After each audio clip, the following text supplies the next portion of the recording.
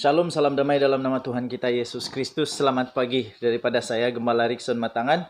Hari ini, hari Jumat, 20 hari bulan November 2020. Saya percaya Tuhan Yesus terus bersama-sama dengan kita, terus memberkati kita, menjaga kita, melindungi kita, memberikan kita damai sejahtera dan sukacita yang sejati daripada Allah Bapa di sorga. Haleluya. Saudara yang dikasihi dalam nama Yesus, ada perbezaan di antara keperluan dan permintaan. Seperti yang dibelajar di dalam sekolah, permintaan dan keperluan itu adalah dua perkara yang berbeza.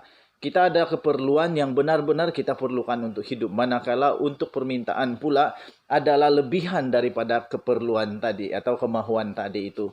Saudara yang dikasihi dalam nama Yesus, cukupkah engkau dalam hidupmu? Adakah engkau merasa dirimu cukup? Ataupun hatimu selalu tidak tenang karena engkau merasa engkau tidak cukup. Saudara yang dikasihi dalam nama Yesus, kecukupan itu adalah subjektif, adalah sangat umum dan berbeza bagi setiap orang. Ada manusia yang memerhatikan dirinya tidak cukup apabila selalu pula membandingkan dirinya, kehidupan dirinya dengan kehidupan orang lain. Ada pula orang merasa dirinya tidak cukup karena semua kemahuannya yang bukan keperluan lagi selalu tidak dapat dipenuhi. Manakala ada manusia pula yang selalu merasa dirinya sentiasa cukup dan berkelimpahan. Walaupun manusia yang lain melihat dia seperti kekurangan dan kesusahan, tetapi dirinya selalu melihat dirinya berada dalam kecukupan. Haleluya. Dua perkara yang berbeza. Sebagai contoh yang paling mudah, saudara yang dikasihi dalam nama Yesus, ada orang di dunia ini dengan hanya gaji yang rendah sebagai contoh saja. Sebagai contoh, ada orang yang gajinya 800, 900, 1000. Tetapi masih mampu untuk membawa anak-anak, istri, keluarga pergi ke pantai setiap hujung minggu. Pada ujung minggu pergi ke pantai, berseronok, dapat pula BBQ bersama, dan seronok dalam keluarga. Manakala ada pula manusia yang gajinya beribu-ribu ringgit. Banyak sekali gajinya. Banyak gaji tetapi tidak ada kesempatan, tidak mampu untuk membawa istri dan anak-anak pergi ke pantai pun susah. Ada begitu keadaannya. Mengapa ini terjadi? Karena kecukupan itu, rasa dicukupi itu bukan daripada berapa banyak yang kita ada. Tetapi bagaimana sikap hati kita menerima keadaan kita dan dapat membuat pertimbangan sebaiknya dengan apa yang ada pada kita. Saudara yang dikasihi dalam nama Yesus, Matius pasal yang ke-6. Yesus memberikan nasihat. Matius pasal yang ke-6 ayat ke-34. Ini nasihat Yesus. Nasihat Yesus kepada kita pada hari ini. Malahan nasihat ini relevan sepanjang zaman sehingga Tuhan Yesus sampai. Untuk kali keduanya. Yesus berkata, sebab itu jangan kamu khawatir akan hari besok. Karena hari besok mempunyai kesusahannya sendiri. Kesusahan sehari cukuplah untuk sehari. Haleluya. Ini menguatkan kita. Saya percaya kesusahan yang kemarin itu sudah berlalu. Kesusahan hari ini, pikirkan hari ini. Yesus yang nasihat. Kesusahan untuk besok jangan kau susah hati. Tenang saja. Sebab itu saudara, Yesus berkata yang dalam firman-Nya sebentar tadi, kesusahan sehari cukuplah untuk sehari. Dalam firman Tuhan Yesus yang lain, Yesus berkata, kalau engkau terlalu risau, dapatkah itu kasih panjang kau punya nyawa? Tidak. Karena itu jangan terlalu risau. Saudara yang dikasihi dalam nama Yesus, manusia selalu risau karena takut besok tidak tahu cukup atau tidak, kurang atau tidak. Tetapi Yesus berkata, jangan risau. Di dalam firman Tuhan lagi, banyak sekali. Banyak betul nasihat Tuhan Yesus tentang kecukupan ini. Tuhan berkata, sedangkan burung di udara yang tiada tempat tinggal, tiada semua itu, dijaga oleh Allah, dijaga oleh Bapa di sorga. Apakan pula kamu, apakan pula saya, apakan pula kita, manusia yang dicintai oleh Tuhan Yesus ini, pasti dijaga dengan sungguh-sungguh oleh Allah Bapa di sorga. Tuhan memberikan kita kecukupan. Tuhan tidak menjanjikan kita menjanjikan kita berlebih-lebihan. Tapi Tuhan berjanji kita akan dicukupkan secukup-cukupnya. Haleluya. Ada manusia yang diberikan secara berlimpah-limpah. Ada diberikan cukup dan mampu pula memberi. Tuhan Yesus memberikan secara adil kepada semua orang. Saudara yang dikasihi dalam nama Yesus, saya percaya cara kita berpikir membuatkan kita bertindak dengan cara yang betul. Kalau kita berpikir betul, kita pun bertindak betul.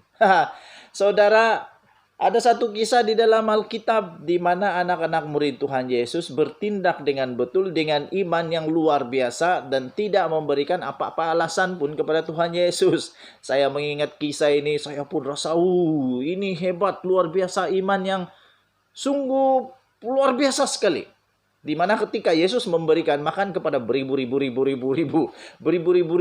ramai sekali orang yang kelaparan ini karena mengikut Yesus. Di mana-mana Yesus jalan, orang pun ikut-ikut karena mau dengar firman Tuhan. Dan ada juga sebenarnya kisah di sebaliknya kenapa mereka mengikut Yesus. Tetapi pada ketika Yesus melihat itu, Yesus tergerak, kesian orang ini. Makan pun mungkin belum. Kemudian Yesus bilang, oke, kita bagi orang makan. Tetapi anak-anak murid Tuhan Yesus bilang, kita ada begini saja ikan. Ikannya sikit, rotinya sikit, cukupkah? Tidak. Yesus kata, oke, bagi orang makan. Yang hebat dan luar biasanya, anak-anak murid Tuhan Yesus ini no complain. Bila disuruh bahagikan, orang tetap bahagikan. Yesus mengangkat roti dan ikan itu, berdoa kepada Allah Bapa di sorga, dalam nama Yesus. Macam kita berdoa pula, bukan? Yesus berkati makanan itu, roti dan ikan itu, kemudian dibagi-bagikan. Apa yang terjadi? Mukjizat luar biasa terjadi. Bukan sahaja cukup kepada semua orang yang beribu-ribu itu, tetapi juga ada lebihan sampai berbakul-bakul ikan, berbakul-bakul roti. Ini luar biasa. Mengapa itu terjadi? Karena anak-anak murid Tuhan Yesus tidak mempersoalkan dan mereka yakin Yesus berkata benar bahwa itu cukup untuk beribu-ribu orang. Haleluya. Saya percaya hari ini mukjizat Yesus masih sama. Mukjizat Yesus masih tetap sama.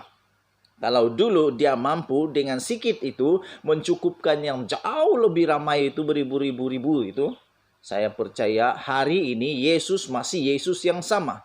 Ketika engkau memerlukan ribu dan ikan dan roti engkau hanya beberapa sahaja, Yesus sedia untuk membuat mukjizat. Cuma saja hati kita sedia atau tidak untuk menerima mukjizat Tuhan itu. Tuhan selalu mau bertindak di dalam kehidupan kita dengan mukjizat luar biasa.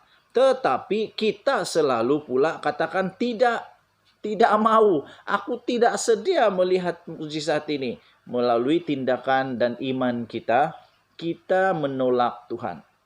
Kita menolak rencana mukjizat Tuhan dalam kehidupan kita.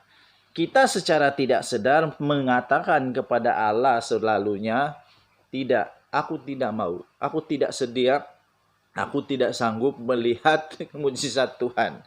Haleluya. Walaupun kadang-kadang kita berdoa dan selalu kita berdoa, Tuhan aku kekurangan, aku memerlukan bantuanmu dan sebagainya. Tetapi tindakan iman kita itu tidak percaya. Adakah hati kita ini mempunyai hati seperti mana hati murid-murid Yesus yang sedia bertindak dalam kekurangan itu? Dalam kekurangan itu mereka bertindak dan akhirnya berjaya melihat mukjizat luar biasa. Haleluya. Pada hari itu beribu orang dapat makan dengan hanya beberapa ikan dan beberapa roti. Mukjizat luar biasa. Dengan itu saudara yang dikasihi dalam nama Yesus, kekuranganmu bukan bergantung kepada berapa yang engkau ada. Tetapi kecukupanmu dan kekuranganmu bergantung kepada tindakan hatimu. Bagaimana kita berpikir dan bagaimana kita bertindak seturut dengan kehendak Allah Bapa di sorga. Saya percaya ramai orang merasa kekurangan hari ini karena kemahuan yang melebih-lebih yang terlampau banyak sehingga merasa sangat kurang. Saudara, ada pepatah mengatakan ukur baju badan sendiri. Itu ada kebenarannya.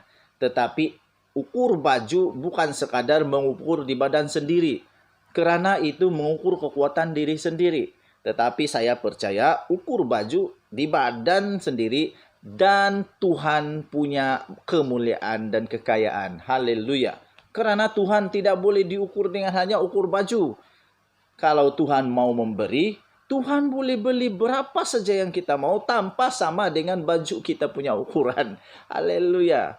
Karena kalau mau mengukur baju badan sendiri itu, saya pikir itu kadang-kadang itu bergantung kepada perspektif masing-masing. Tapi saya melihat jika terlalu mengukur baju di badan sendiri, itu kadang-kadang boleh mengongkong atau boleh menghalang kita mengecilkan kuasa Tuhan.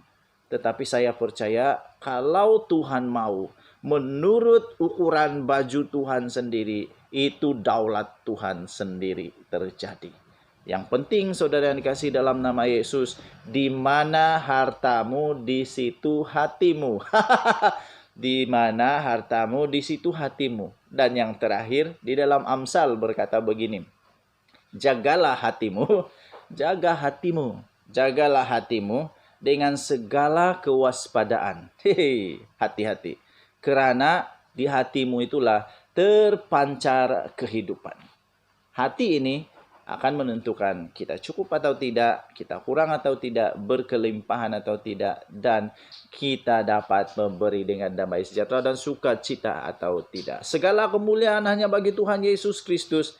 Segala puji hormat hanya bagi Yesus Kristus Tuhan Bapa kita di sorga. Saya bersyukur karena dapat berkongsi renungan pagi ini.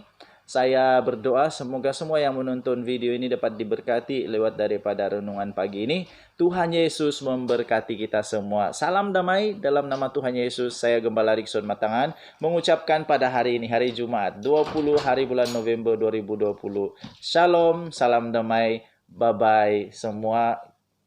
Bye.